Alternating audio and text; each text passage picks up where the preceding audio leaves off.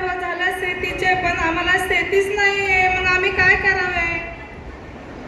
शेती नसली तरी पण शेतीवरती आधारित आणि बिगर शेतीचे पण उद्योग समूह आपण करू शकतो. हो, पण हे करायचं कुठं? काय करायचं याच्यासाठी? कुठं नोंद करावी लागेल ह्याची? अगं, माझ्याकडे तर कुरडई, पापडी असे बरेच व्यवसाय करणाऱ्या महिला आहेत बिगर शेतीवाल्या. हो, त्याच्यासाठी बीज भांडवलाचे 40,000 रुपये भेटतात. अगं, पण त्याच्यासाठी प्रशिक्षण लागत असेल.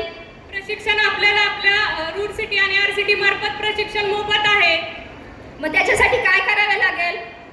आपण आपल्या गावातून 30 ते 45 लोकांची किंवा मुलांची महिलांची बॅच सुरू करायची. आपल्या गावामध्ये किंवा पुण्यामध्ये बॅच चालू होते. आणि मला वैयक्तिक करायचं म्हटलं तर? वैयक्तिक पण आहे. आणि त्याच्यासाठी राहण्याची खाण्याची काय सोय? ते पण सगळे मोफत आहे. अगं बाई, हे तर सोन्याहून पिवळं झालं की. माझ्या गावामध्ये आता RCTची बॅच झाली, ज्यूट बॅचची 35 महिलांची बॅच होती. अति उत्तम सोय त्यांची होती. खूप छान आहे हे प्रशिक्षण RCTचं. आणि आपण व्यवसाय उभारणी केल्यानंतर ना आपल्याला पंतप्रधान मुख्यमंत्री योजना आहे, पंतप्रधान योजना आहे, त्याच्यातून आपल्याला 1 ते 25 लाख रुपये भेटतात. आणि मुख्यमंत्री योजनेत आपल्याला 25 ते 50 लाख भेटतात. अगं, पण हा माल तर आपण तयार करतोय, पण तो विकायचा कुठे? त्याच्यासाठी उमेद मॉल स्थापन केलेत आहेत ना. आणि ही जी आपली सावित्री जत्रा भरलेली आहे ते पण तेच आहे.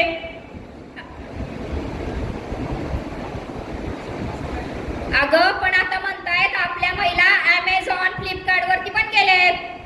हो, तुला माहिती नाही का? Amazon, फ्लिपकार्ट वरती जशा महिला आपले प्रोडक्ट लॉग इन करतात आणि कस्टमर पर्यंत पोहोचवतात आणि पेमेंटही सुलभरित्या होतं, सेम तशाच पद्धतीने आता उमेद मार्ट चालू झालं आहे.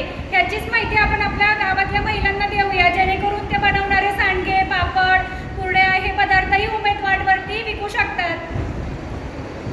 ऐक ना, माझ्याकडे मी सेंद्रिय पद्धतीची शेती करते, मग त्याच्यातून भाजीपाला ही पण मी विकू शकते का Amazon ह्याच्यावरती? हो, तू डेफिनेटली विकू शकतेस, काहीच प्रॉब्लेम नाही. मी तसे परणे अर्क पण बनवते, त्याच्यातून पण मला काय मिळेल का? म्हणजे Amazonवरती विक्री करता येईल का त्याच्यातून? हो, येईल करता. पण आता गावामध्ये एकच व्यवसाय करणाऱ्या अशा जर 10 महिला असतील तर त्यांच्यासाठी काही दुसरा व्यवसाय आहे का?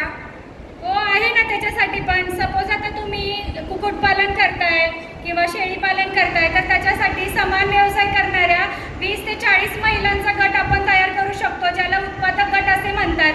मग तो एक उत्पादक गट